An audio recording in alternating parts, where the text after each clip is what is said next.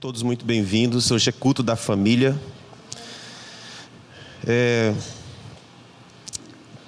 Quero mostrar para vocês um vídeo. Hoje nós vamos conversar sobre dinheiro. Amém? Vamos conversar sobre dinheiro. E eu queria mostrar para vocês aí um videozinho. Eu queria que vocês prestassem atenção, tá bom?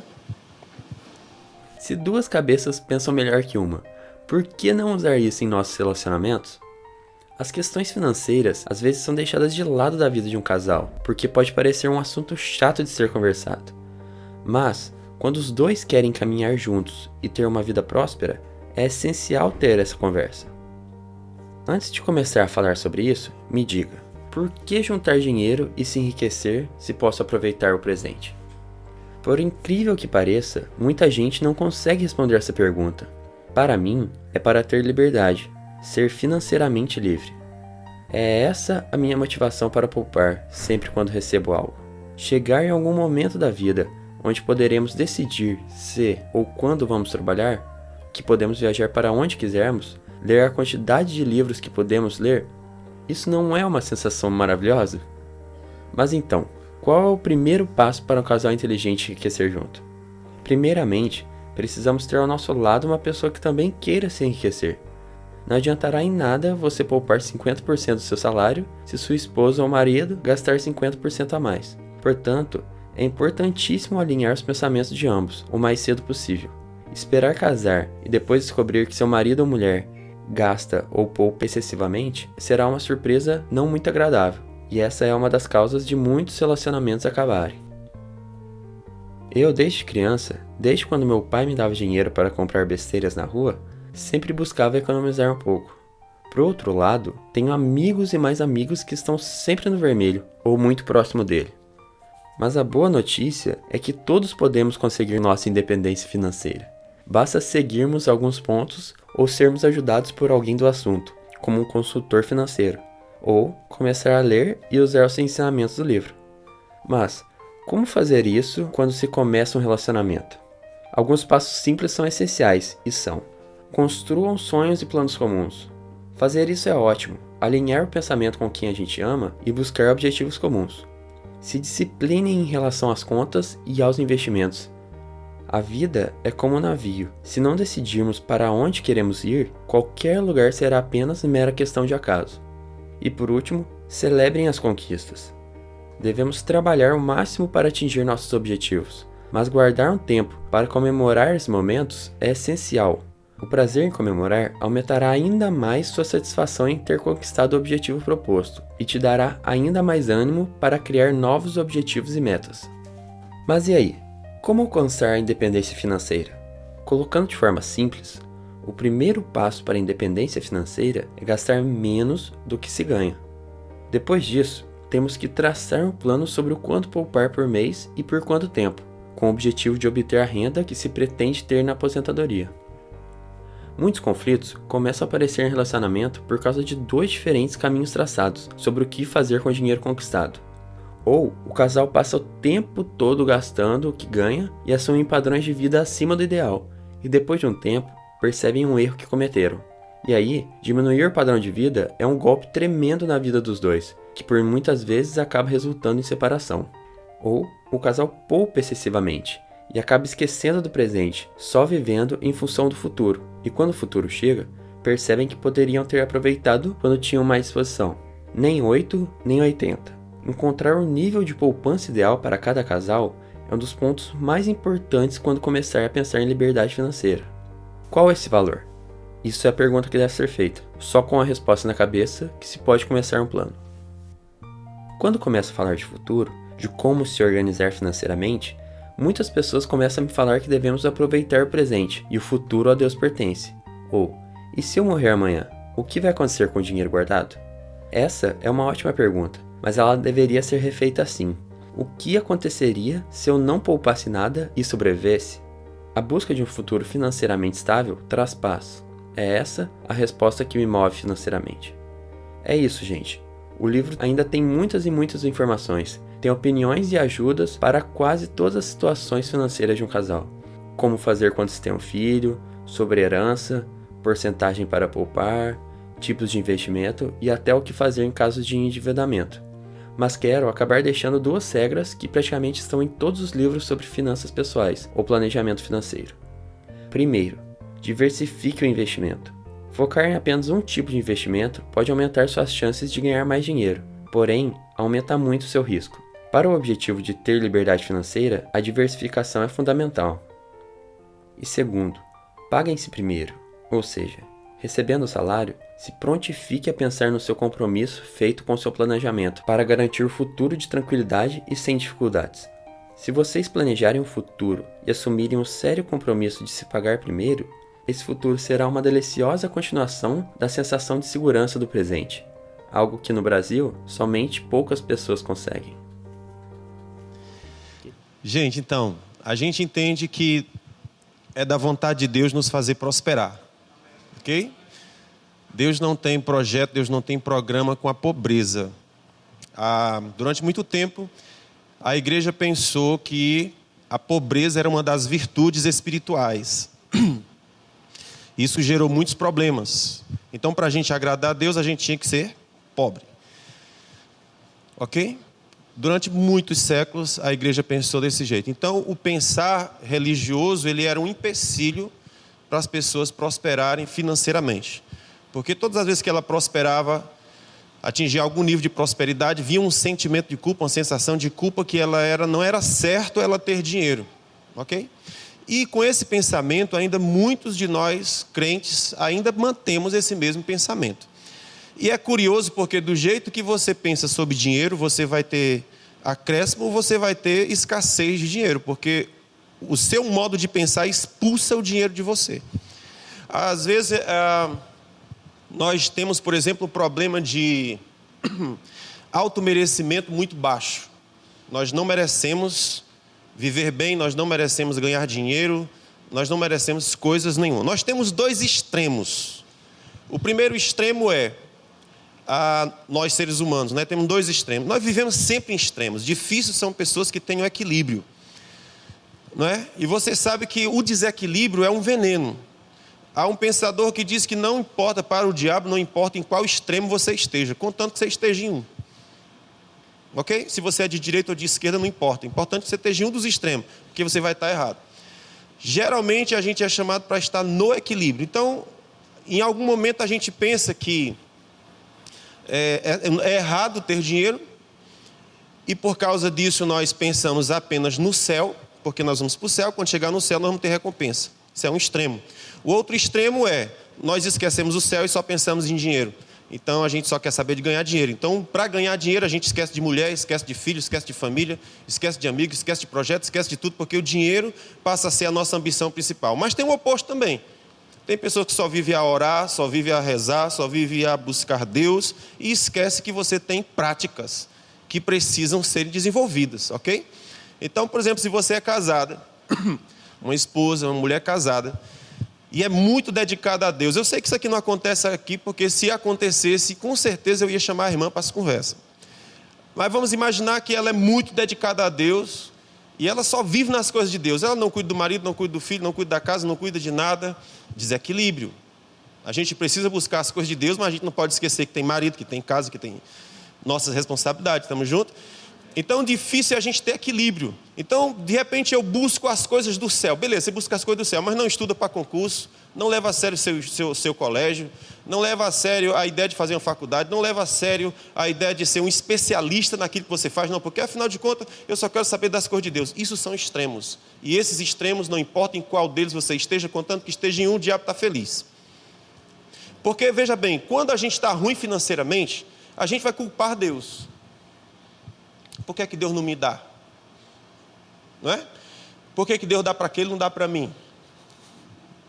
E aí a gente tem um cara chamado de diabo, né? A gente acredita, a Bíblia fala sobre a figura de um cara chamado diabo. Diabo, ele é um caluniador por natureza.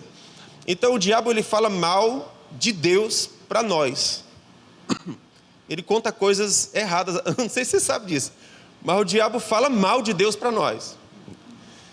Aqueles sentimentos e pensamentos que começam a surgir contra Deus, não se iludam, eles não chegaram ali à toa, eles chegaram ali por alguma razão. Ok? Alguém plantou esse negocinho na sua mente, no seu coração.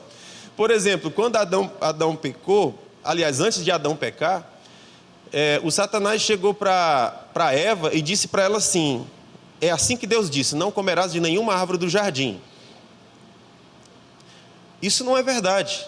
O que Deus tinha dito é, todas as árvores do jardim são suas. Apenas uma delas você não deve comer. Percebe a diferença? A palavra de Deus para o homem foi, coma de todas as árvores, tudo é seu, tudo é vosso. Mas a mensagem do diabo era, de nenhuma árvore tu deves comer. Foi assim que Deus disse. É essa a vontade de Deus para vocês, que vocês não comam de nenhuma árvore. Então o diabo ele fala mal de Deus para nós, e nós acreditamos. Então de repente surgem sentimentos no coração dizendo, Deus não quer que eu prospere, Deus não quer que eu tenha, Deus gosta que eu viva nessa casa horrorosa que eu odeio, que eu detesto, Deus quer que eu viva nessa... Não, Ele não quer. Amém? Uma coisa que precisa ser resolvida, Ele não quer. A pergunta é, onde é que o meu pensamento está falhando? Onde é que eu não estou vendo direito? O que é que eu não estou entendendo direito? Porque existem algumas coisas que eu preciso entender. Se aquilo não for entendido, irmão, a minha situação não muda. A nossa situação só muda quando a mente muda. Sem mudança na mente, não tem mudança de comportamento, não vai ter mudança de vida. Ok? Começa na mente. Então preste atenção como é que anda a sua mente. Ok? Então a primeira coisa que eu gostaria de conversar com os irmãos é que é da vontade de Deus que você prospere. Eu não vou desenvolver esse assunto hoje, eu só quero plantar essa semente aqui, para a gente falar de finanças. Antigamente a gente tinha vários seminários voltados para a finança, a gente falava muito de dinheiro, e eu sei que tem pessoas na igreja que tem um problema sério com relação a falar de dinheiro. Igreja falar de dinheiro, escuta, tudo que tu faz tem que ter dinheiro. Eu desafio você a viver sem dinheiro. Como é que você vive? Fica difícil, sim ou não? Então, houve um tempo que a gente falava muito sobre finanças, muito. De vez em quando a gente tinha um seminário e a gente precisa de 2, 3 dias para construir um conceito, uma ideia sobre essa questão financeira, ok? Então, hoje, particularmente, eu não vou falar sobre esse aspecto de Deus desejando, querendo, promovendo o seu sucesso financeiro, você crescendo financeiro. Não vou falar isso. O que eu quero falar hoje são sobre alguns erros que nós cometemos. E se a gente quiser ter algum sucesso financeiro, a gente precisa errar menos.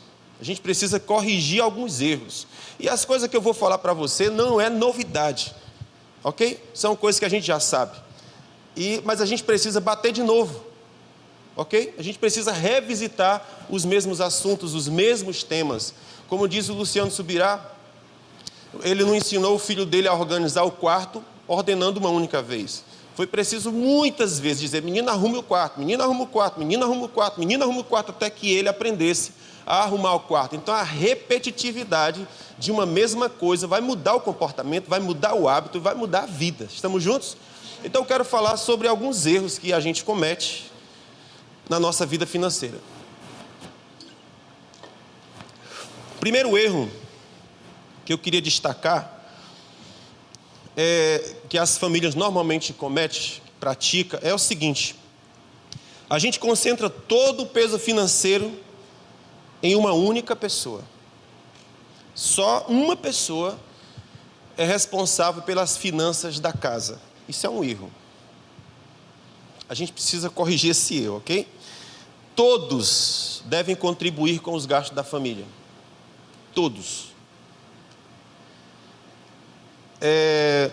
Como é que a gente vai contribuir com os gastos da família? Doando. A gente pode contribuir com os gastos doando. A gente pode contribuir com os gastos economizando. E a gente pode contribuir com os gastos da família fazendo alguma coisa em casa. Deixa eu botar esse rapaz aqui, porque está ruim de ler aqui. Ok? Então a gente pode ajudar financeiramente a nossa casa, doando, economizando, ou então fazendo alguma coisa. Por que eu estou falando isso? Você vai já perceber isso aqui. A autoimagem de sanguessuga, ela deve ser combatida na família. Pessoas que não contribuem em nada dentro de casa, elas vão se tornando uma sanguessuga. E a sanguessuga, ela tem um problema com ela. Qual é? Diz Provérbios que ela tem 2 filhas. A sanguessuga tem 2 filhas. E o nome delas é Dadá. Qual o nome da primeira? Dá. E o nome da segunda? Dá. Então a sanguessuga tem 2 filhos, 2 filhas, Dadá. A primeira é Dá, a segunda é Dá. Vem aqui, Dá. Aí a Dá chega, vem aqui, Dá. A outra chega. Porque ela só entende isso, ela só entende dar, me dá. Ela só entende sugar. Há quem diga que nós somos mamíferos, né? E o mamífero não pode ver uma teta, porque se ele vê uma teta, ele bate em cima para sugar o leite. Ok? Então qual é o combate que a gente precisa fazer dentro de casa? Destruir essa imagem do sanguessuga. E a gente vai bater na imagem do sanguessuga se a gente fizer com que as pessoas doem, com que elas economizem e com que elas façam alguma coisa dentro de casa, que elas sejam úteis em alguma coisa, ok? Porque nós não construímos essa imagem na nossa família, a gente vai ter pessoas, homens com 35 anos de idade, sem contribuir em nada dentro de casa. E esses homens de 35 anos de idade, eles querem casar e querem ter filhos, e as mulheres não querem dar filhos para eles. Aliás, em tese, né? Em tese.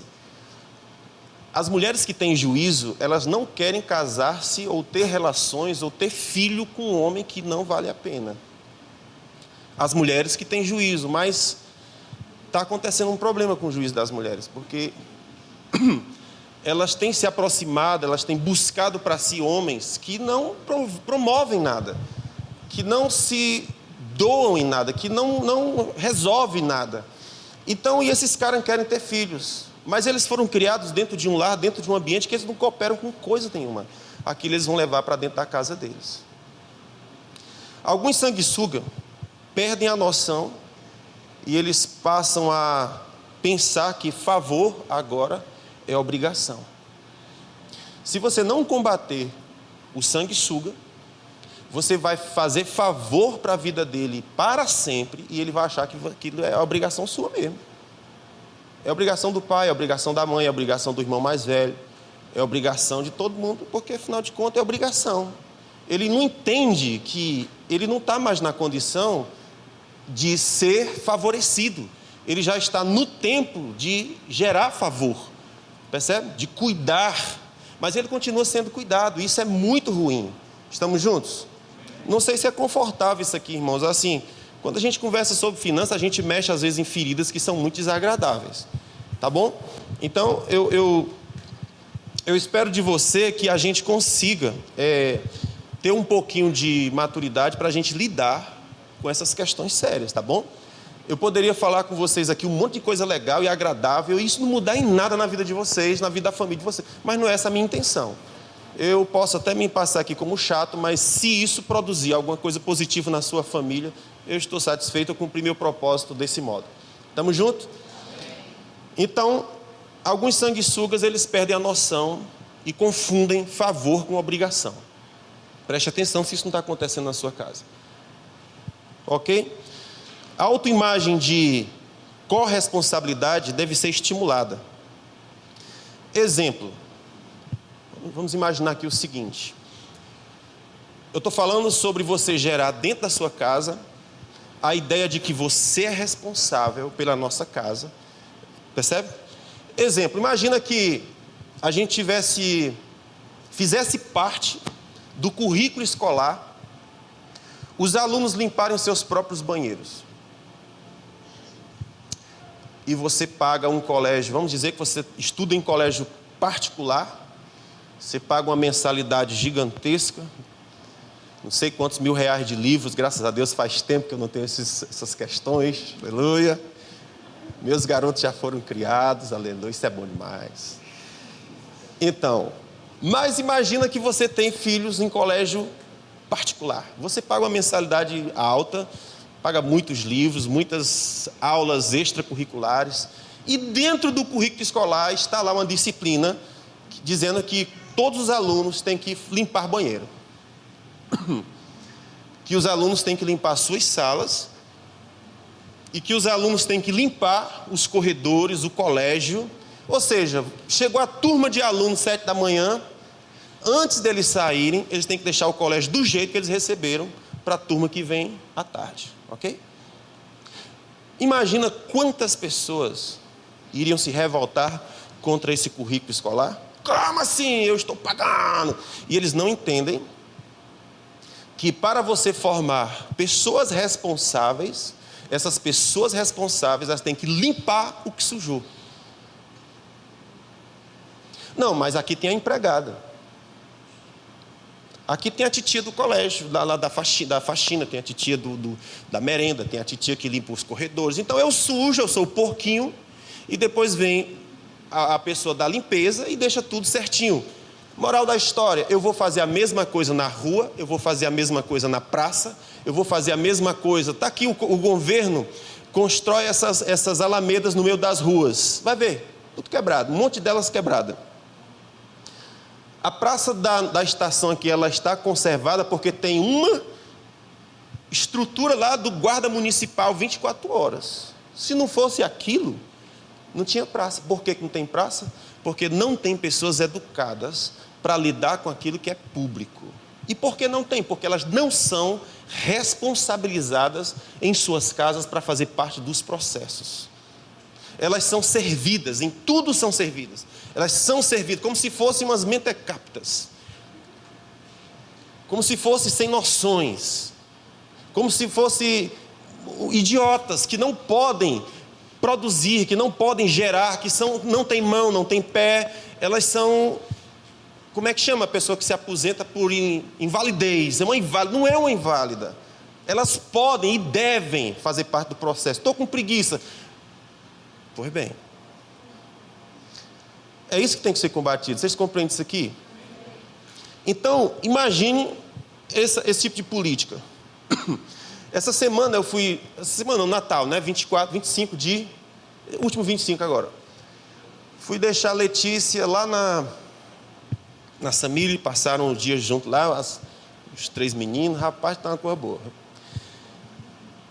Os 3 rapazes casados, cunhados e tudo.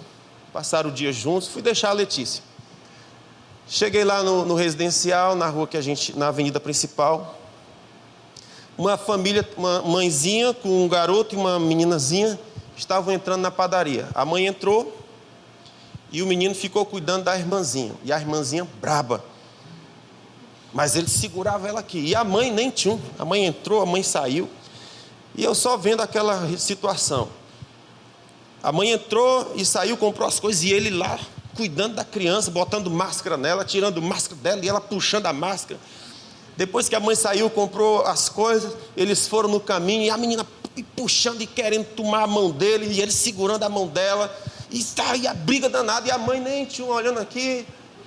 E o meninozinho desse tamanho é que estava protegendo a irmãzinha mais nova. Qual é a minha impressão? A minha impressão é, se eu tivesse... vamos dizer assim, uma empresa e estivesse precisando de funcionário, quem que você acha que eu chamaria?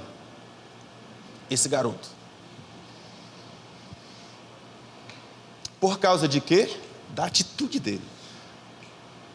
A atitude dele. Aquele menino já mostra uma atitude positiva de responsabilidade, de comprometimento com a sua irmãzinha mais nova. Se ele tem compromisso com a irmãzinha mais nova, ele vai ter compromisso com os estudos, ele vai ter compromisso com a casa, ele vai ter compromisso com o trabalho, ele vai ter compromisso com tudo aquilo que ele colocar a mão para fazer. O fato dele cuidar da irmãzinha com responsabilidade não diminui, acrescenta nele. E ele está sendo visto, ele está sendo observado. Ele não sabia que eu estava no carro, observando o comportamento dele. E lindo o comportamento dele, amando o comportamento dele. Que menino maravilhoso aquele ali. Então, esse tipo de atitude é que a gente precisa estimular dentro de casa. Irmãos que cuidam uns dos outros, que zelam uns pelos outros. Muito bem? Então, contribuir fortalece o senso de pertencimento, fortalece o vínculo familiar e faz o indivíduo se sentir útil, importante e necessário. Observe isso aqui. Contribuir fortalece o senso de pertencimento. Eu pertenço. Então, quando papai e mamãe não estimula isso nos seus filhos, a responsabilidade, o fazer parte, o se comprometer com as atividades dentro de casa, você está tirando dele o senso de que ele pertence àquela família. O senso de pertencimento e fortalece o vínculo familiar. Você é unido à sua família. E isso faz você se sentir útil, importante e necessário. Deus não dispensou os pobres de dar ofertas. Olha só que coisa interessante. Doar na família desperta isso nas pessoas, o senso de pertencimento, ok? De ser útil. Uma coisa que a gente percebe na Bíblia é que Deus não dispensou os pobres de ofertar na sua casa. No Antigo Testamento o Senhor dizia assim: quem tem boi, oferta um boi. Quem não tem boi, mas tem uma ovelha, oferta uma ovelha. E quem não tem boi e não tem ovelha, o Senhor disse: oferta uma rolinha. Já pensou um negócio dele? Oferta uma rolinha. Ou então um pombo. Mas Deus não deixou de que o pobre ofertasse. Você precisa ofertar. Na época de Jesus, vocês se lembram, estavam lá os ricos depositando as suas ofertas no gasofilácio da igreja, e de repente vem uma viúvazinha com 3 moedas, 2 moedas, e lançou as suas moedas no ofertório.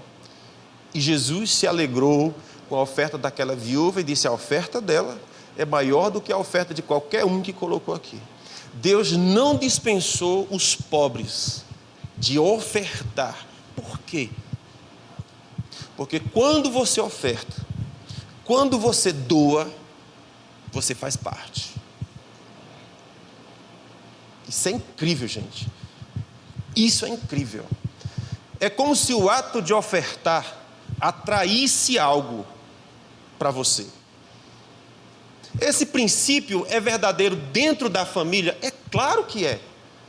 Isso é um princípio eterno, isso é um princípio do céu. Então, os filhos que se recusam a doar dentro de suas casas, eles acham que estão fazendo grande coisa. Eles acham, dizendo: os abestados estão me servindo. Os abestados é tu.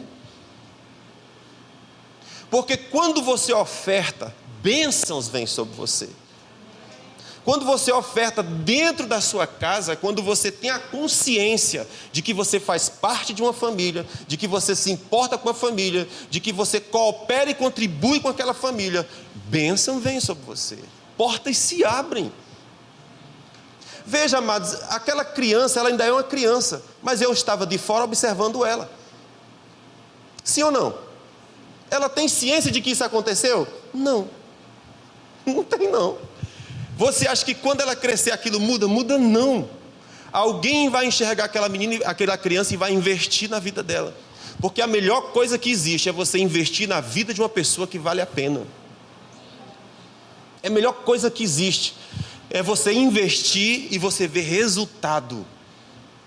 Tem pessoas que são tão boas, que investem tanto na vida de tantas pessoas, e elas não dão um centavo de troca. Elas não devolvem aquilo que foi investido. Ela esnoba, ela vomita, ela ignora o bem que as pessoas fizeram a ela. Isso é ruim, amados. Estamos juntos? Então essa consciência a gente precisa desenvolver dentro das nossas casas. Deus não dispensou os pobres de ofertar na sua casa. Ele diz: traga uma rolinha, mas traga. Senhor, nós somos pobres, não interessa. Traz uma rolinha, mas traga, uma rolinha que seja. O que eu quero dizer? Que todos podem cooperar dentro de casa. Uns com mais, outros com menos. Mas cada um, segundo as suas condições, pode contribuir para tornar a sua família mais fácil e mais próspera. Ok? Muito bem. Uma outra coisa importante é que os vínculos sociais fracos podem ser uma das causas de suicídio. Ok? Quando os vínculos sociais são fracos. Ou seja, vamos dizer que você passa por uma pressão muito grande, você passa por uma tristeza muito grande, por uma decepção muito grande, e bate a vontade de se matar. Vou dar cabo da minha vida não importa, minha vida não é interessante.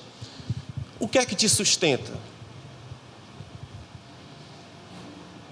Para que você não faça isso.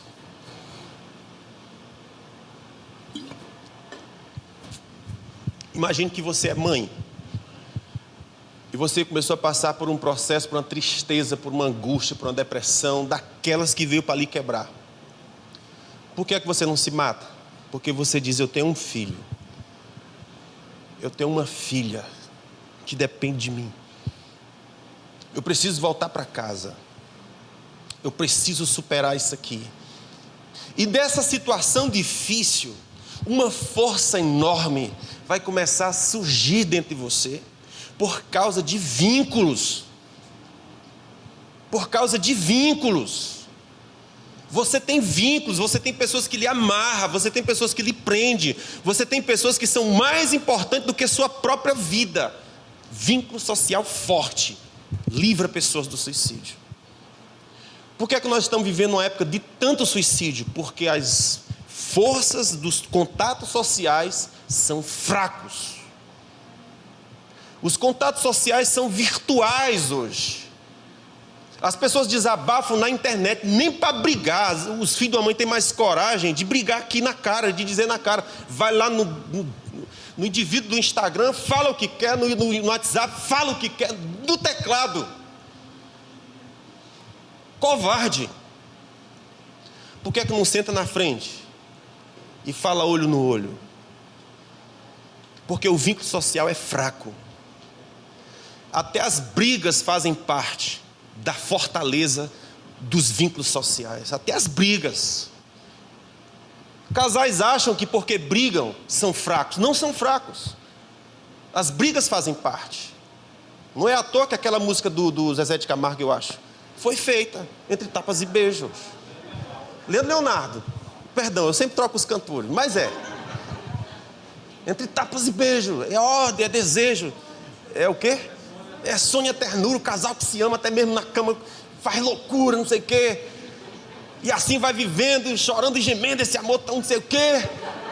E pá. Mas quando ela vai embora, né? Diz que o meu mundo sem ela também é vazio. Entre tapas e beijo. É amor, é ternura, é aquela coisa maluca. As brigas fazem parte. Está compreendendo? A briga faz parte. Ela faz parte do processo. Porque na briga, amados, você fortalece os vínculos, você coloca situações difíceis que não dá para viver, que não dá para encarar, que não dá para permanecer do mesmo jeito, tem que mudar. É na briga. É na briga. Se a gente vive só na paz e amor, como é que as coisas vão se ajeitar? Às vezes tem que ter conflito, ok? A frase do meu sogro: as coisas para se ajeitar, primeiro se esculhamba. É assim. Para as coisas se ajeitar, primeiro se esculhamba. Jesus, quando foi santificar o templo lá em Jerusalém, a primeira coisa que ele fez foi o quê? Bagunçou tudo. Ele chegou, desceu o chicote nas costas dos cabas que estavam vendendo na frente da igreja. Tacou o chicote, chutou as mesas, derrubou as malas, jogou as moedas fora. Fez a maior bagunça. Depois que ele fez tudo aquilo, a Bíblia fala que começou a haver cura dentro do templo. Porque para a cura chegar, primeiro você tem que derrubar mesas. Primeiro tem que bater em algumas coisas, tem que quebrar algumas coisas, tem que romper algumas coisas, para que a unção chegue e haja cura dentro do templo. Estamos juntos? Então observe que os vínculos sociais fortes, eles preservam a vida. Se os vínculos sociais são fracos, se o meu amor pelos meus pais, pela minha mãe, pelos meus irmãos são fracos, o que é que te sustenta nesse mundo? Pelo que você vive? Então, quando a gente envolve a família, quando a gente coloca a responsabilidade nas mãos dele, a gente está dizendo: você faz parte, você é útil, você é grande, você é importante, eu estou te vendo, vamos fazer junto comigo. Estamos juntos? Vamos fazer junto comigo. Bagunçou? Vamos juntar junto. Está sujo? Vamos limpar junto. Não suja aí que mamãe limpa uma ova, nós vamos limpar junto. Faz parte, chama para fazer parte. para a gente criar uma família saudável, ok, amados? Então escute isso aqui. Quanto menos pessoas contribuem financeiramente numa casa, mais pobre é essa família. Quanto menos pessoas contribuem financeiramente numa casa, mais pobre é aquela família. Então vamos dizer que você tem uma pessoa que contribui financeiramente com aquela família e você tem 5 para viver daquele salário. Elas vão viver bem? Não. Porque ela vai pegar aquele salário e dividir para 5 pessoas. Então, quanto mais pessoas dependentes numa casa, tanto mais pobre é aquela família. Como é que a gente faz para resolver isso? Segura o teu menino e segura a tua menina. Por quê? Porque esses meninos de hoje querem namorar. E não há nada que impeça eles de fazer tudo o que vier na telha de fazer. Não há nada. E esses meninos vão aparecer grávidos. Uma criança com outra criança. O que é que a gente vai fazer? Vai vir mais pessoas para dentro da sua casa para você se responsabilizar e cuidar daquelas pessoas. O que é que a gente precisa fazer? Educar nossos filhos e nossas filhas. E manter presença ali. Porque a família é nossa. Estamos juntos aqui, gente? O mundo está dizendo que deixa rolar. O mundo que está dizendo deixa rolar, eles não vão cuidar dos filhos dos seus filhos.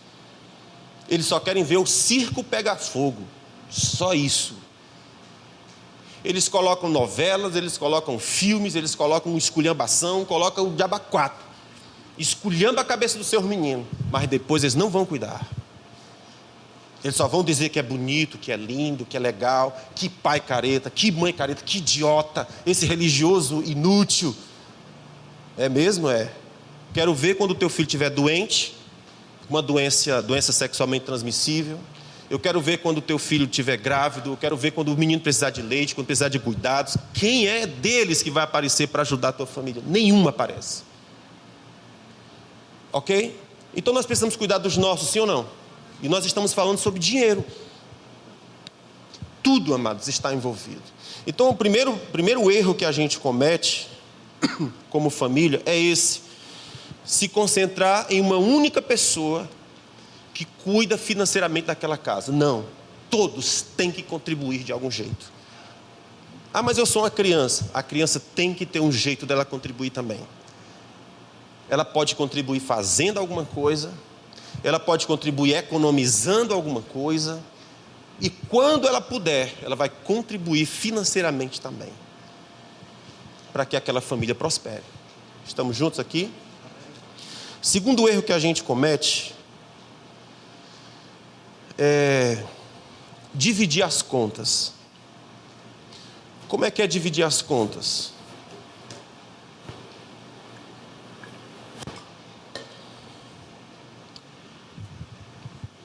A gente pensa o seguinte: marido e mulher trabalham. O marido chega e diz assim: eu vou pagar a luz. E a mulher diz: deixa a água comigo. Contas divididas. Ok? Isso não é bom. Todos devem contribuir para um caixa comum. E o mais inteligente deve cuidar das contas. Deve cuidar de comprar, pagar e registrar. Contabilizar, fazer planilha daquilo que comprou e daquilo que gastou. Pastor, o que o senhor está dizendo é lei, é mandamento de Deus para nós? Não é só conselho. Se o que eu estou dizendo não serve para você, amado, joga no lixo. Por favor, ok? Você não precisa pegar nada do que eu estou dizendo. Se o que eu estou dizendo não serve para você, joga no lixo. É só título de conselho. Até agora eu não li nenhum versículo da Bíblia. Ok? A Bíblia a gente não tem que discutir. Se Deus disse que tem que fazer, tem que fazer. Ele é que manda. Manda quem pode, obedece quem tem. Então, quando é a Bíblia, a gente não tem conversa não. Eu estou falando aqui a título de conselho. Tudo bem? Então, o primeiro conselho é que a família tenha um caixa comum. O que é o caixa comum? A gente pega todo o dinheiro de casa e junta no mesmo canto. Eu faço assim desde que eu casei. Estou falando de como eu faço. Desde que eu casei, lá em casa tem um caixa comum. Quem é que administra as finanças lá em casa? Ela. Lá em casa é ela. Ela é muito boa para comprar. E eu não sou besta. A gente tem que pegar o mais inteligente e dizer, é tu que cuida disso. Então ela é ótima para compra, maravilhosa. Eu não tenho paciência de sair com ela, porque, assim, para comprar. Porque ela é muito criteriosa, olha uma coisa, olha a outra, esse preço não está bom, vai no outro canto, faz não sei o que, é uma loucura. Mas ela compra pelo melhor preço, economiza e é inteligente no uso do seu dinheiro. Então, desde o princípio, desde que a gente casou, isso já era fato. Quem cuida das finanças é ela. E eu faço o quê? Supervisiono. Na hora que a coisa desanda, eu chamo, senta aqui, vamos conversar, não é assim que funciona. Por que eu fiz assim lá em casa? Eu já contei isso para vocês muitas vezes, mas tem pessoas novas aqui que não sabem. Por que eu, desde o primeiro salário que eu ganhei, todo o dinheiro que eu ganhei desde que casamos, todo o dinheiro vai para a mão dela. Se eu ficar com algum dinheiro no bolso, é porque eu peguei do caixa comum e botei no meu bolso, e ela sabe que eu peguei. Estamos juntos? Então, determinado valor está na minha carteira, por uma necessidade, por uma urgência, por uma coisa que surge, está na minha carteira. E ela sabe que eu tirei daquele caixa comum. Por que isso aconteceu? Porque quando eu era jovenzinho, eu observava as famílias. E o que eu achava que não era legal, eu não queria levar para a minha família. Por exemplo, eu vi muitas situações de homens que todo o dinheiro era concentrado na mão deles.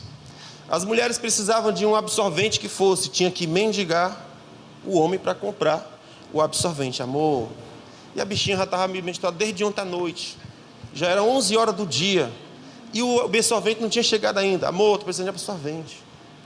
E ela fazendo as coisas. Já tinha dado um jeito lá com o que eu não sei, mas já tinha botado alguma coisa ali para ver se não sujava as coisas.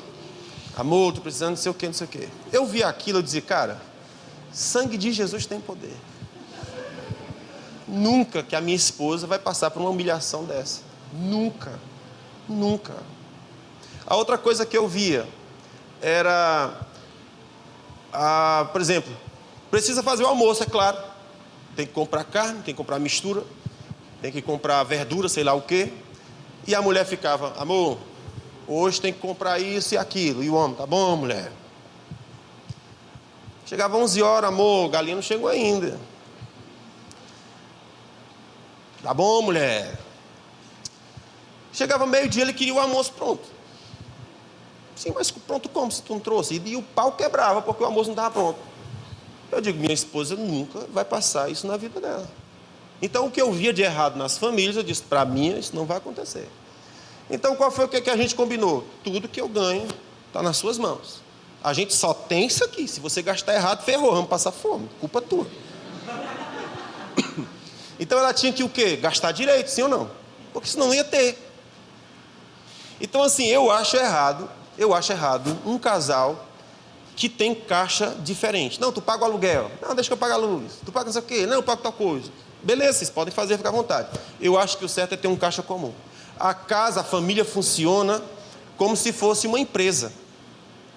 Toda empresa tem caixa. Ok? Família é uma empresa. E a gente é o administrador dessa empresa. Então eu acho que a gente tem que ter um caixa comum. E todos devem contribuir. Se a gente tiver um filho que está trabalhando, ele vai colocar todo o salário ali dentro? Não, também acho errado. Se o filho trabalha, ele tem que ter uma boa parte do salário dele para cuidar das coisas dele. Mas ele também tem que contribuir em casa. Ele não come?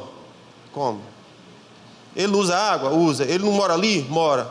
Então como é que ele vai ganhar o dinheiro dele, vai botar no bolso e ir embora? E gastar do jeito que ele quiser? Não, meu amigo, você tem responsabilidade aqui. Caixa comum, 50%, bota aqui. Quanto é que você ganha? 1.000, 500 é nós. Já foi, como é que fala? Aquilo que o governo pega antes da gente gastar, né? Hã?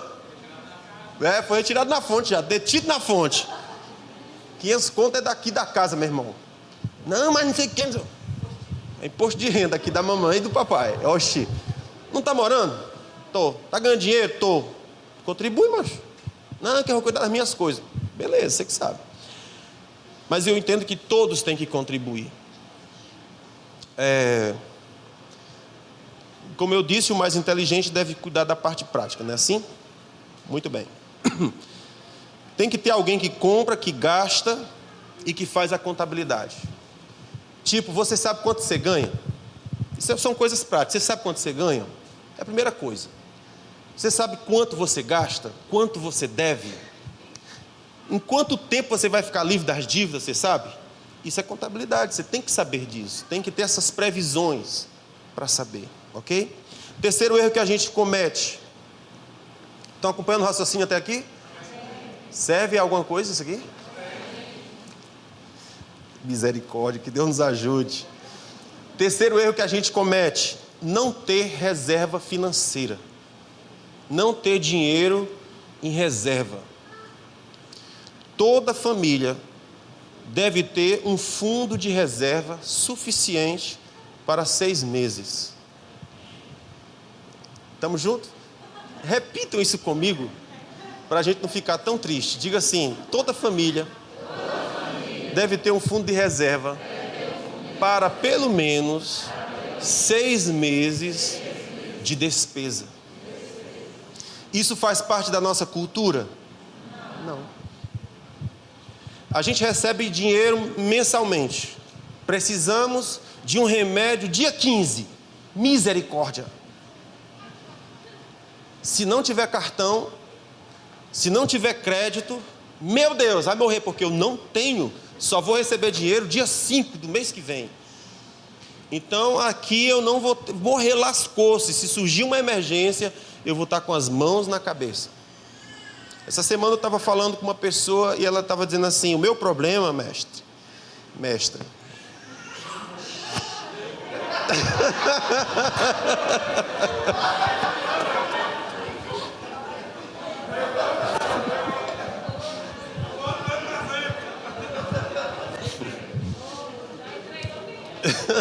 Vocês são terríveis. Eu nem disse o nome. Ele estava dizendo: o meu problema é que eu ganho pouco.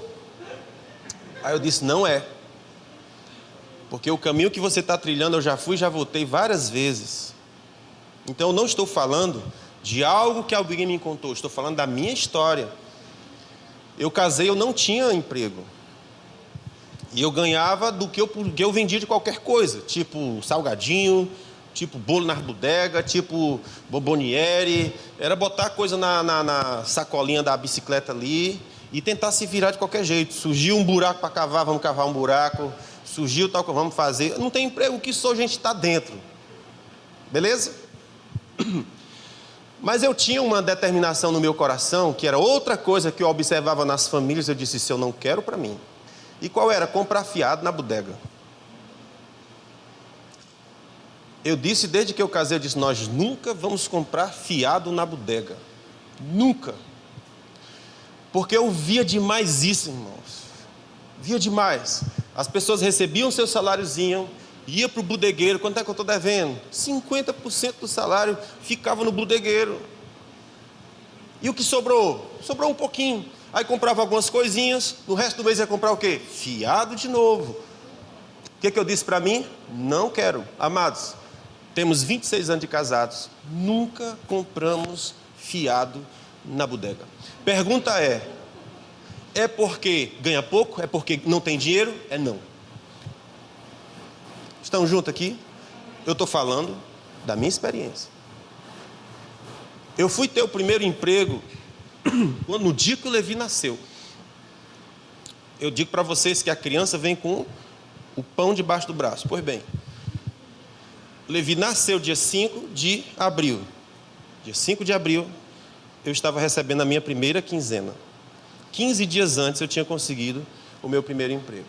Ok? O primeiro emprego a gente tinha em sobra para gastar? Tinha, não. Mas se a gente já vivia com bem menos, dava para viver agora com salário. Tudo bem? Então vocês estão compreendendo o que eu estou falando? Então qual é o nosso problema? Um terceiro problema que a gente tem como família: não ter uma reserva financeira. Se a gente não tem uma reserva financeira para 6 meses, a gente vai ter que fazer agora um planejamento, ok? Então, quarto erro que a gente comete é não ter um alvo financeiro. Diga comigo, não ter um alvo financeiro. O que é um alvo financeiro? É você imaginar no seu coração assim: quanto é que eu quero estar ganhando no final desse ano? Vai começar 2020. Qual é o seu alvo financeiro para 2020? 2021, melhor dizendo, qual é o seu alvo financeiro? Ah, não tem nenhum não. Eu estou desempregado, eu estou isso e estou aquilo. Isso não muda. O fato de você estar desempregado não significa dizer que você não pode ter um alvo financeiro. Você sabe que a fé chama a existência aquilo que não existe. Sim ou não, gente?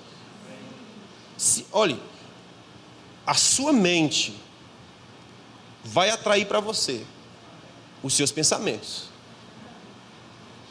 Então, se eu começar a colocar fé no meu coração, a ter um objetivo no meu coração, queridos, vai acontecer.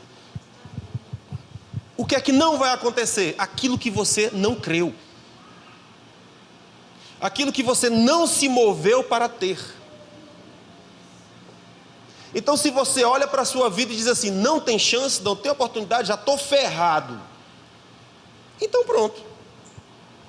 O Henry Ford, o cara que criou a empresa Ford, ele tinha um pensamento que dizia assim: se você crer que pode ou se você crer que não pode, não importa, você tem razão. Significa dizer o quê? Você crê assim: eu posso. O Ford dizia: é verdade, você pode. Quem é o grande obstáculo das minhas conquistas? Eu mesmo. Ele disse: se você crê que pode. Isso é Ford falando, irmão, não é nem Jesus. Eu acho que ele roubou isso de Jesus, porque está lá em Marcos capítulo 11. Ele aprendeu com Jesus e aplicou na empresa dele, ficou um milionário, multi. Quantos carros Ford estão espalhados aí no meio do mundo? Tudo dele. E a máxima dele que pregava para os seus funcionários, para a sua vida, era: se você crê que pode, você tem razão. Você pode. Mas se você crê que não pode, você também tem razão. Você não pode. Porque o que você pode inicia no seu coração. A pobreza e a riqueza está dentro de cada um. A riqueza e a pobreza não está fora de você, está dentro de você. Amados, isso é um conceito difícil para a gente entender, mas é verdade, é assim que funciona. A pobreza está dentro, não é fora. Então, quando a gente começa a mudar a mente, começa a mudar o pensamento, começa a mudar o que fala, a postura, a atitude, de dentro muda. Então, um erro que a gente comete como família é: não tem um alvo financeiro. Não tem alvo financeiro, não tem alvo nenhum, não tem alvo de nada. Se você não tem alvo de nada, como é que Deus pode te ajudar? Tipo, eu quero te ajudar. Vamos dizer que bateu 20 mil reais na sua conta agora. O que é que tu vai fazer com 20 mil? Ah, eu vou gastar. Eu vou lá para o shopping. Então você vai continuar pobre. Porque a tua pobreza não é falta de dinheiro. Porque se tiver dinheiro, você vai gastar tudo, estourar tudo, vai ficar pobre de novo. Qual é a questão da pobreza? Você não sabe o que fazer, não sabe o que quer, não sabe para onde vai, não tem plano, não tem meta. Eu estou brigando com vocês? Estou dando conselhos. Então, quarto erro que a gente comete é não ter um alvo financeiro. Então imagine que, se eu estabeleço no meu coração, que no final de dezembro de 2021, eu vou estar ganhando 20 mil reais.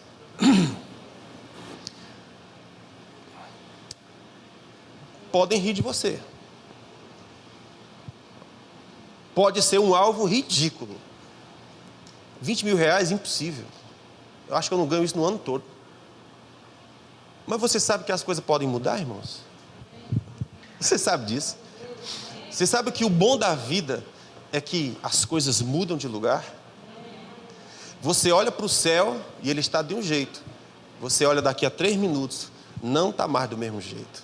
As coisas estão mudando. A riqueza, ela está indo para algum lugar. Ela está em constante movimento. Talvez ela não tenha ido para a sua conta. Por quê? Porque existem pessoas que estão praticando isso aqui. Eu não sei se você sabe, mas antes da gente casar, a gente sentou... vocês sabem disso, vocês já me conhecem há 8 anos já. Já contei minha história, indo e voltando para vocês. Mas a gente casou novinho, com 18 anos de idade, sentava lá naquele bueirozinho lá de casa. E a gente começou a fazer planos.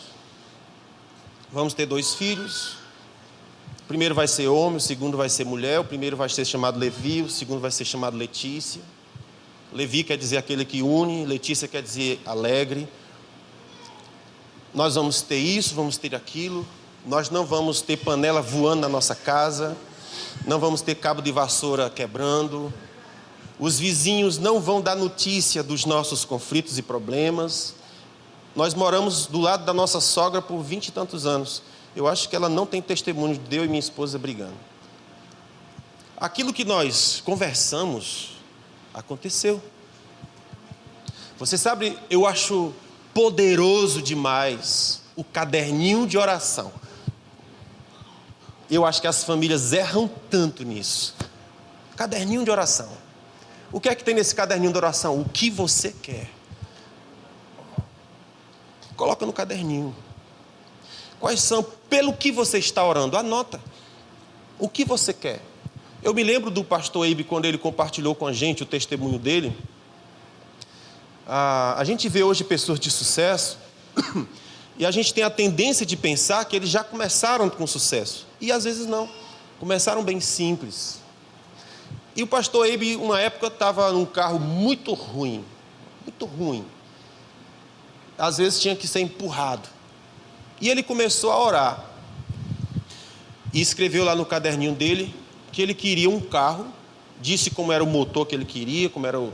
Descreveu lá como é que ele queria o carro. E disse que num certo dia ele orava com a sua esposa lá, o seu caderninho anotado, o carro que ele queria. E disse que um certo dia eles estavam fazendo uma visita pastoral. Era 1h da tarde. E o carro resolveu atolar no areal, exatamente 1h da tarde. O carro morreu lá, 1h da tarde.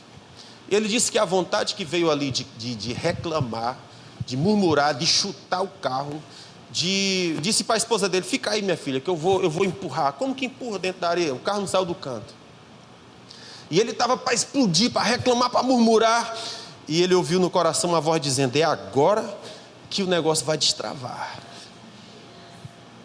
Aí ele disse: se é assim, então ele largou de empurrar o carro e saiu correndo ao redor dele, pulando e gritando e dando glória a Deus. E a mulher disse: pronto, enlouqueceu.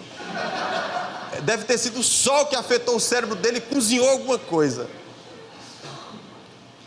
Passaram por aquele episódio.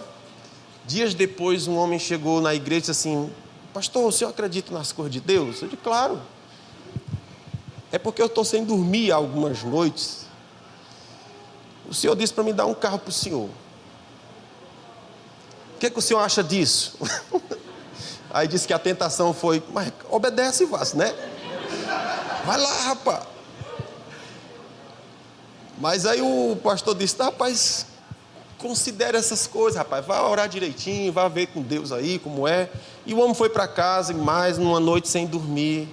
E aí resolveu dar dor de barriga nele, um negócio. Aí disse: tá bom. Aí disse que o homem tinha um carro seminovo, de luxo, que tinha mais ou menos as características do que o pastor tinha falado. Aí o homem chegou para ele e disse assim: olha, eu vou comprar um carro novo e eu queria que você ficasse com o meu.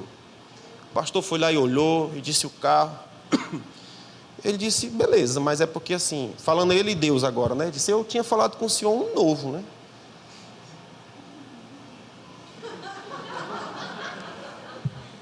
E isso ele falando com Deus, o pastor falando: eu tinha conversado com o senhor um novo.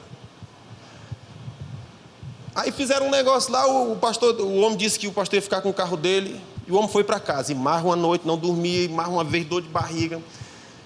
Aí ele voltou de novo para rapaz, é o seguinte, na verdade é para dar para você um carro novo, eu que quis negociar. Vamos para a concessionária, pastor, pois vamos logo, vamos rápido, né? Vamos rápido. E disse que quando chega na concessionária, lá está o bendito carro, do jeito que ele tinha dito, 0 bala. O homem resolveu as coisas, ele entrou no seu carrinho e foi-se embora. O que eu estou dizendo para vocês? O caderninho de oração resolve. Nosso problema é que o quarto problema é que nós não temos um alvo. Nós não temos um alvo. E daí a gente fica apanhando e apanhando e apanhando, e a gente ainda diz que Deus é o culpado. Deus não é culpado. Nós temos que amadurecer e aprender algumas coisas. Estamos juntos? Temos que aprender a amadurecer, irmãos. Deus não é como nós, que quando nossos filhos caem, a gente vai lá e corre, oh meu Deus do céu, meu filhinho, se levante. Deus é mais ou menos que na pastora Bruna. Vocês já viram como é que ela trata? O Pedrinho vai lá e dá, e arrebenta, e ela... Tudo bem? Levante. Isso aqui. Levanta vaso. Então Deus não tem problema emocional, está compreendendo? Carência emocional, Deus não tem.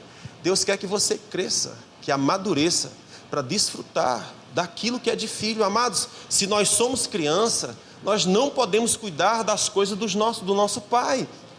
A Bíblia fala que se nós somos criança, em nada nós diferimos do escravo. Somos dono de tudo, mas não desfrutamos de nada, porque somos criança. O que a gente precisa fazer? Amadurecer na fé. Então o texto, aqui o quarto erro é que a gente não tem um alvo financeiro. Então se a gente começa a estabelecer um alvo financeiro, pai, eu quero tal coisa, eu estou orando por tal coisa, eu tenho uma expectativa em tal coisa, amados, é aquilo que vai se manifestar. Às vezes a gente se esquece do que orou. Dias, anos depois, a gente vai estar revirando nas coisas e encontra aquele bendito caderninho de oração, que a gente abre a página, lá está, do jeitinho que a gente havia orado. Até eu esqueço do que orei. Deus não esquece. Amém? Então, segure isso aí, amados. Quinto erro, não ter um orçamento. Por favor, vem para cá, porque nós já vamos encerrar. Já vi que tem alguns que estão abrindo a boca. Nós já vamos terminar. Então, falta de um orçamento. O que a gente precisa fazer com o nosso orçamento? Cadê o louvor? Já foi? O que a gente precisa fazer com o nosso orçamento?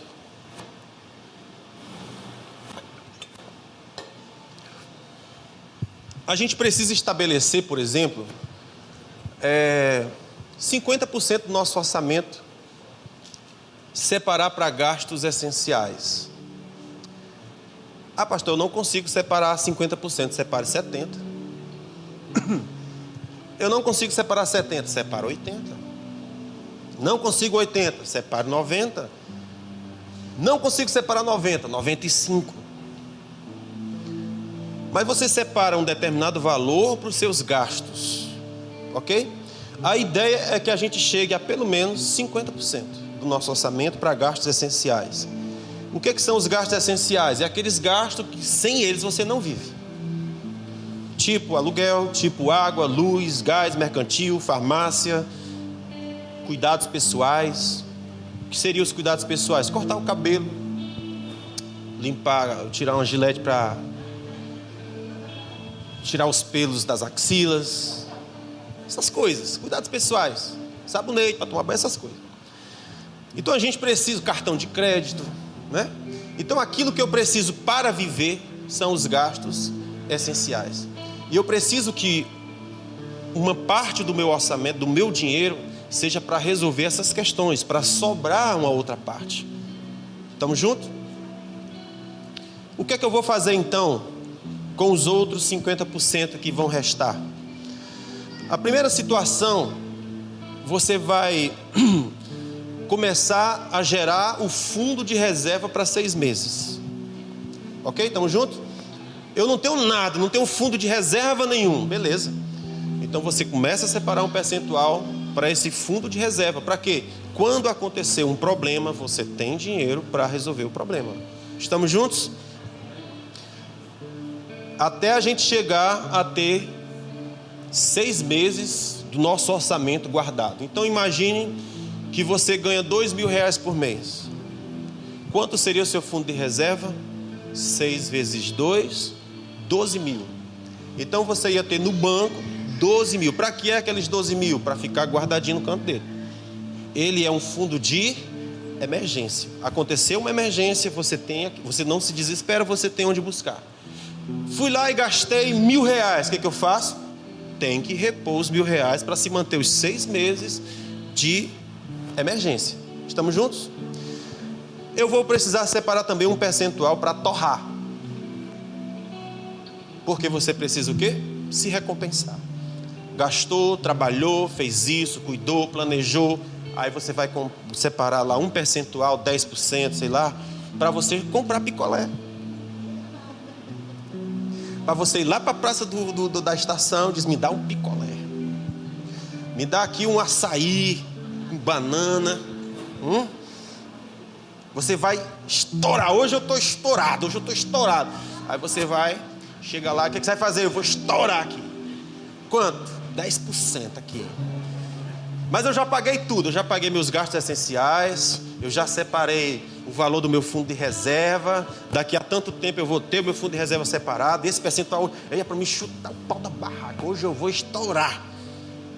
Quanto é? R$100. Então você vai lá e estoura seu R$100 do jeito que você quiser. Eu quero rasgar, tocar fogo, eu quero sentir o gosto de tocar fogo e dinheiro. Pronto, você toca fogo e dinheiro, porque é seu. Aquele dali você pode fazer. É para se premiar. Estamos juntos? Então a gente precisa de um orçamento. X percentual para os meus gastos essenciais. Depois que eu tiver o fundo de emergência, aí eu vou ter uma outra estratégia. Eu vou começar agora a pensar na minha aposentadoria. Tem 12 anos, tem 12 meses de reserva? Tenho. Tá tudo certinho? Tá. Então continua com os meus gastos essenciais. Não precisa mais colocar dinheiro no fundo de reserva, porque você já tem para 6 meses. Agora você vai começar a preparar dinheiro para quando você ficar velho. Você já pensou nisso? Se eu soubesse disso quando eu tinha 15 anos, talvez hoje eu já tivesse uma aposentadoria bem legal. Mas como eu só sei disso hoje, a minha aposentadoria não está tão boa. Mas vocês que são novos, vocês já podem pensar nisso. Do dinheiro que você ganha, eu vou separar uma parte para a minha emergência e vou separar uma parte para o meu futuro. Estamos juntos? E dentro disso, amado, você vai separar um percentual para você fazer viagem e para você comprar o que você quiser. Viagem. Se você passar um ano separando um fundo para você viajar, você vai para o lugar que você quiser. É só planejar. Por isso que a gente tem um orçamento. Então, se eu tenho um objetivo de fazer uma viagem para Paris, eu quero me dar o luxo de sentar em frente à Torre Eiffel. Isso é impossível? Não.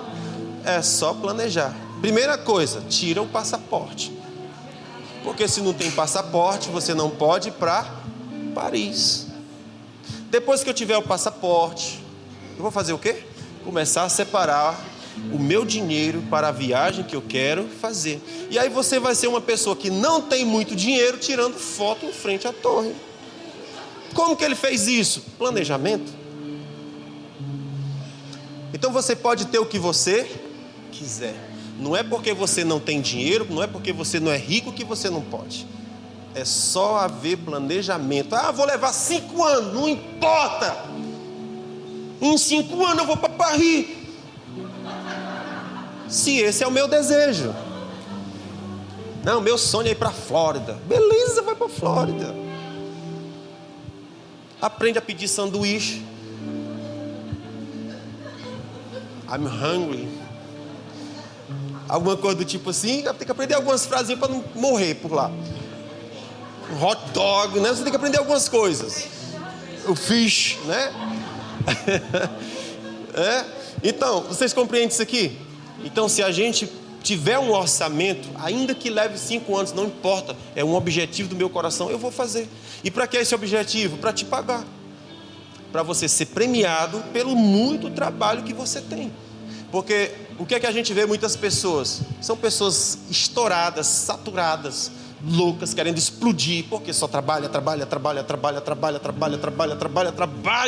e não consegue ter recompensa do seu trabalho. E ela vai se sentir realmente uma idiota, uma escrava, um isso. Mas Deus não tem nada a ver com isso, irmãos. São planejamentos e organizações que eu faço. Vocês estão comigo? Então, um erro que a gente comete é não fazer um orçamento e colocar dentro desse orçamento os nossos objetivos, porque dinheiro vai vir. Você acredita que pessoas se movem, que Deus move pessoas? Amados, isso é incrível, amados. Deus move pessoas. Eu me lembro de uma reportagem de TV, um desses programas, que veio aqui para o Nordeste. Nordeste, lugar pobre, tinha um projeto social que cuidava lá das crianças, educação, cavando poço, aquelas coisas. Quando eles chegaram lá para conhecer a localidade, tinha uma menina lá, uma moça. E a moça parece que já estava estudando inglês lá no meio da mata. Estudando inglês. Eu acho que era inglês, ou era os Estados Unidos, ou era a França, não me lembro qual era o desejo do coração. Egito, perdão, esqueci, era Egito. Meu sonho é conhecer o Egito e ir lá nas pirâmides. Beleza, lá estava ela no meio do nada, estudando inglês, se preparando. Condição financeira alguma? Não. Um projeto social que dava feira, cavava poço e ajudava a educação das crianças. E uma lá, sonhando, eu vou para o Egito, com foto do Egito, lá no seu quadro, com seus livros, o Egito, lendo história do Egito, lendo não sei o que do Egito. Aí chega o programa de televisão lá naquele interior. E o cara descobre, qual é o teu grande sonho? Eu quero ir para o Egito. O que o programa fez? Pagou a viagem dela para ir para o Egito. O desejo do coração dela foi, voltou, ainda ficou famosa no Brasil inteiro, de quebra. O que é que eu estou dizendo aqui? Quando nós planejamos, organizamos, desejamos, objetivamos, tem como os céus se mover, irmãos. Tem como a nossa fé chamar à existência o que não existe como se já fosse. Eu penso que o desejo de Deus não é que as nossas impossibilidades nos paralisem. Eu penso que o desejo de Deus é ouse sonhar, ouse crer. Eu gosto de lembrar que as crianças, elas não têm obstáculo. O que é que você quer ser? Eu quero ser astronauta. Ela nem sabe que tem que estudar física nos mais altos níveis. Ela não sabe que tem cálculos imensuráveis para se tornar uma figura dessa natureza. Eu quero ser astronauta. Ela não tem problema, bota o capacete na cabeça, ela se sente astronauta, ela se vê astronauta, ela sente o cheiro da nave espacial, ela vê-se dentro das estrelas. A criança não tem problema. O que é que você quer ser? Eu quero ser um bombeiro. Ela não tem problema em sonhar. O que é que você quer ser? Eu quero ser médica, eu vou ser presidente da república. Ela não tem limite dentro dela. Quando a gente cresce, a gente começa a perder essas coisas. Mas eu penso que não é a ideia de Deus que a gente perca. Porque quando nós perdemos, nós morremos naquela idade que nós paramos de crer, que nós paramos de sonhar. As nossas dificuldades, as nossas circunstâncias amarraram nossos pés e mãos. Mas, amados, aquele que fez os céus e fez a terra com o poder da sua palavra, ele não está amarrado. Uma das palavras que a Bíblia diz para nós é: porque o nosso Deus tem boca e fala, o nosso Deus tem mãos e apalpam, o nosso Deus tem pés e andam, o nosso Deus, ele tem braços e abraça. Ou seja, ele é real, ele existe. Hebreus capítulo 11, o Senhor diz assim: se você quer andar comigo, só tem uma coisa que eu peço de você: você tem que crer que eu existo, que eu sou real. E a segunda coisa é que eu sou galardoador daqueles que me buscam. Então não permita que as suas impossibilidades paralisem você. Não deixe que as suas impossibilidades arranquem os sonhos do seu coração, porque uma vez que você sonha, que você ousa, os céus podem e irão se mover para tornar aquilo real. Então, um dos nossos problemas é que nós não temos orçamento. Faça o orçamento. Oh, Jesus God. Eu acho que já está na hora de parar, né? Deixa eu ver aqui.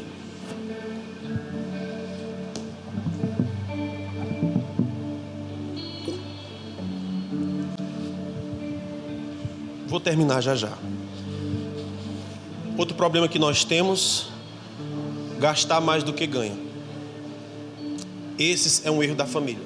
Diga comigo: gastar mais do que ganha. Então deixa eu lhe dizer aqui algumas coisas. Não empreste o seu cartão. Não empreste dinheiro. Quebre o seu cartão. Não seja fiador de ninguém. Não pegue dinheiro emprestado com banco e agiota. E viva à vista. Esses são conselhos que eu lhe dou. Pastor, eu não quero quebrar o cartão. Eu sou muito controlado, só gasto no cartão realmente quando preciso. Então você pode ter cartão. A grande esmagadora maioria não pode ter cartão. Vocês ficaram tristes com isso aqui? Eu estou falando sobre um erro da família, que é gastar mais do que ganha. Para eu não gastar mais do que eu ganho, então você tem que ter cuidado com o seu cartão. Emprestar cartão não é legal. Por quê? Você empresta um cartão, a pessoa usa seu cartão, mas quando a fatura vem, se aquela pessoa não pagar, os juros vão vir na sua conta do seu valor que você comprou, mais o valor dele, e a pessoa não vai querer pagar com você a sua dívida. Você vai ter problemas. Torno a dizer, isso é só conselho. Fique à vontade. Se quiser emprestar o seu cartão para 20 pessoas, fica na paz. Emprestar dinheiro. Quem empresta dinheiro, perde o dinheiro e o amigo. É regra. Quem empresta dinheiro, perde o dinheiro e o amigo. Ser fiador. Para que você vai ser fiador de alguém? Porque se você for fiador, você vai ter que pagar se a pessoa não pagar. Que é uma outra coisa que eu preciso dizer para os meus irmãos. Seja uma pessoa honesta com as suas dívidas. Comprou, pague. Estamos juntos? Seja fiel. Esse é um princípio que eu procuro praticar na minha vida. Eu digo para você, é bom. Funciona. Comprou, pague. Por que eu não tenho que pegar dinheiro emprestado? Porque se você pegar dinheiro emprestado, você vai pagar juros absurdos. E aqueles juros deveria ser seu, não de outra pessoa. Se você vai pegar dinheiro no banco, que seja para ganhar dinheiro, não para pagar conta. Pegar dinheiro no banco para pagar conta não é esperto. É esperto quando você pega R$1.000 e você transforma R$1.000 em 2. Aí é esperto. Mas se você pega R$1.000 e só paga a conta, você não saiu do canto, você ficou pior. Por isso que eu estou dizendo. Qual é então a estratégia? Viva à vista. Você ganha 1.000, viva com esse valor. Amém?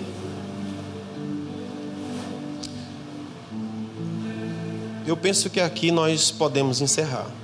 Deixa eu só repetir para você. Vocês vão dizer junto comigo. Primeiro erro. Só uma pessoa ganha dinheiro lá em casa. É um erro. A gente tem que meio mudar isso. Todos precisam cooperar de algum jeito. Segundo erro, dividir as contas. Diga. Não, a gente tem que ter um caixa comum. Tá bom?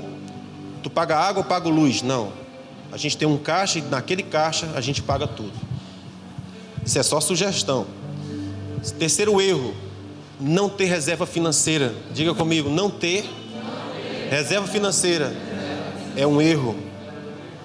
Quarto erro, não ter um alvo financeiro. Isso, eu preciso ter um alvo financeiro. Quinto erro, não ter um orçamento. Eu preciso ter um orçamento. Amém? X valor é para os meus gastos essenciais, X valor é para o meu fundo de reserva, X valor é para os meus objetivos, e determinado valor é para eu rasgar. Saber o gosto que é rasgar dinheiro. E o sexto erro, gastar mais do que ganha. Qual é o certo?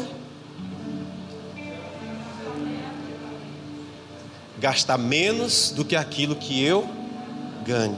Amém. Glória a Deus.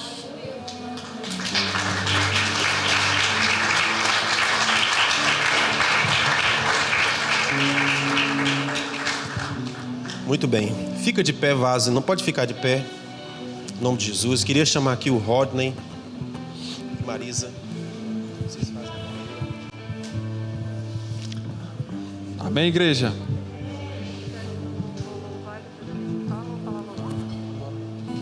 Rapidinho. Bem, amados, que coisa, hein? Que palavra forte. O pastor falou sobre finanças e hoje é o último culto da família do ano. E eu sei que você, assim como eu, precisa ajustar as suas finanças. Amém? Mas a primeira coisa que você precisa ajustar é a sua vida com o Senhor. Então, o pastor falou sobre os erros que nós cometemos, né? Em relação às finanças, mas os acertos, né? Talvez o maior acerto essa noite que você possa fazer, né? É se ajustar com o Senhor primeiro. E a partir daí as outras coisas. Lá em Mateus 5 diz, né? Buscar em primeiro lugar o reino de Deus e a sua justiça, e as demais coisas vos serão acrescentadas. Então, se você começar hoje a se alinhar com o Senhor, pode ter certeza que prosperidade vai chegar, e não vai faltar nada na sua casa. Então, eu queria que você refletisse sobre isso. Se tiver alguém aqui hoje que quer ajustar a sua vida, não só as suas finanças, mas também a sua vida, o seu casamento, seus filhos, tudo aquilo que está fora do lugar. Hoje é dia de você ajustar essas coisas, amém? Então, se tiver alguém aqui que não entregou sua vida a Jesus ainda, hoje é dia. Vem aqui na frente para a gente orar por você, para você começar o ano aí ajustando não só as suas finanças,